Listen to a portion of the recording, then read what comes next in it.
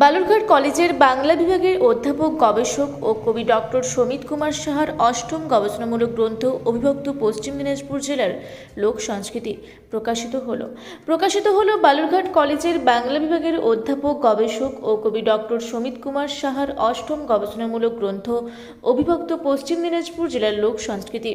সম্প্রতি কলকাতার ৩৬ college road Annapurna প্রকাশনী থেকে গ্রন্থটি প্রকাশিত হয়েছে। ডক্টর সমিত কুমার সাহার অবিভক্ত পশ্চিম দিনাজপুর জেলার লোক সংস্কৃতি শিরোনামে গবেষণা গ্রন্থে ঐতিহাসিক, সামাজিক, সাংস্কৃতিক প্রেক্ষাপটে লোক সংস্কৃতির ক্ষেত্র সমীক্ষা ভিত্তিক যে বিচার বিশ্লেষণ করেছেন তা এক কথাই অভিনব। কারণ ইতিপূর্বে এই অঞ্চলে লোক সংস্কৃতির পূর্ণাঙ্গ রূপ তথা রূপরেখা সম্ভবত কেউ দেননি। অবিভক্ত পশ্চিম দিনাজপুর জেলার লোক সংস্কৃতি গ্রন্থটির মধ্যে উত্তর ও দক্ষিণ দিনাজপুর জেলার লোক সংস্কৃতির বিভিন্ন আঙ্গিকের পরিচয় রয়েছে। এই গবেষণামূলক গ্রন্থে রাজবংশী সম্প্রদায়ভুক্ত দেশি পলি সম্প্রদায়ী লোক সমাজ, লৌকিক ছড়া, লৌকিক ধাঁধা, লৌকিক প্রবাদ, লোকসঙ্গীত, লৌকিক দেবদেবী, লোকশিল্প, লোকবাদ্য, লোক বিশ্বাস ও সংস্কার, টোটেম ও ট্যাবু ইত্যাদি বিভিন্ন বিষয় নিয়ে বিচার বিশ্লেষণ করা হয়েছে এই গ্রন্থে। এই গ্রন্থের উপসংহার অংশে লোক সংস্কৃতির বিভিন্ন উপাদানগুলির রূপ ও রূপান্তর কীভাবে ঘটেছে তার রূপরেখা তিনি অসাধারণভাবে উল্লেখ করেছেন। গ্রন্থটির পরিশিষ্ট অংশে লোক সংস্কৃতির বিভিন্ন উপাদানের সমৃদ্ধ লোকগান, লোকনাট্য, প্রবাদ, প্রবচন, লৌকিক দেবদেবী ইত্যাদি নানা উপাদানকে ক্ষেত্র সমীক্ষা ভিত্তিকভাবে তুলে এনেছেন, যা পরবর্তী গবেষকদের একটি নির্দেশ প্রদান করবে। এছাড়া গ্রন্থটির মধ্যে আলোকচিত্রমালা গ্রন্থটির শ্রীবৃদ্ধি ঘটিয়েছে। একজন নিষ্ঠাবান গবেষক নিজস্ব ক্ষেত্র সমীক্ষার মধ্য দিয়ে যেভাবে লোক সংস্কৃতির বিভিন্ন উপাদানগুলি বিচার বিশ্লেষণ করেন, ঠিক সেই রকম বিজ্ঞানভিত্তিকভাবে ডক্টর সমিত কুমার সাহা আলোকপাত করেছেন।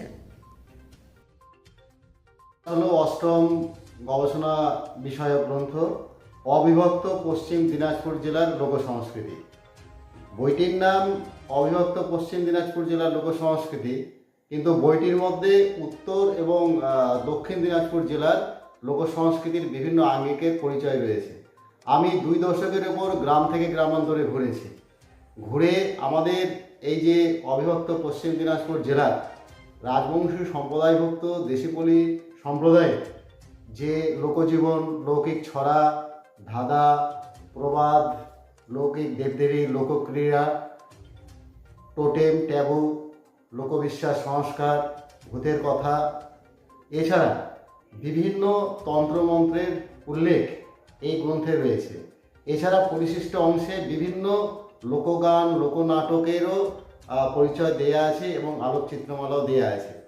লোক সংস্কৃতির ক্ষেত্র সমীক্ষা ভিত্তিক লোক সংস্কৃতির এই বিষয়গুলো কাজ করতে গিয়ে আমার যেটা মনে হয়েছে যে ভূতের মন্ত্র সংগ্রহ করা খুব কঠিন। অনেক কষ্ট করে 2 দশকের উপর গ্রাম থেকে গ্রামান্তরে ঘুরে আমি এই মাসান অর্থাৎ ভূতের মন্ত্রগুলো সংগ্রহ করেছি। মন্ত্রগুলোর মধ্য দিয়ে আমি দেখেছি যে এর মধ্যে যে ভাষাগত পরিচয়গুলো রয়েছে তাতে সমাজতাত্ত্বিক এবং নৃতাত্ত্বিক দিক থেকে এটা একটা কিন্তু খুব গুরুত্বপূর্ণ দিক রয়েছে।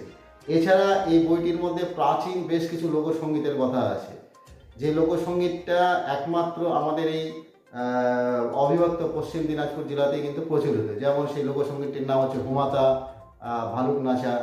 এইভাবে আমি দেখেছি। শুধু তাই নয়, যে এখানকার বিয়ের গান, লৌকিক ছড়া, ধাঁধা, প্রবাদ, লোকসমাজ এমনভাবে এই গ্রন্থটির মধ্যে রয়েছে যা ইতিপূর্বে সেভাবে আলোচিত হয়নি। এই বইটির মধ্যে তাই লোক সংস্কৃতির বিভিন্ন আঙ্গিকগুলোকে তুলে ধরা হয়েছে এবং সেই সাথে বিচার বিশ্লেষণ করা হয়েছে। তাই এই বইটি যদি অধ্যয়ন করে দেখা যায়, আমার যা মনে হচ্ছে তাহলে ছাত্রছাত্রী, গবেষক, অধ্যাপক প্রত্যেকেরই কাজে লাগবে বলে আমার দৃঢ় বিশ্বাস। বালুরঘাট থেকে বিদ্যুৎ কুমার মাহাতো রিপোর্ট, রূপসী বাংলা মিডিয়া।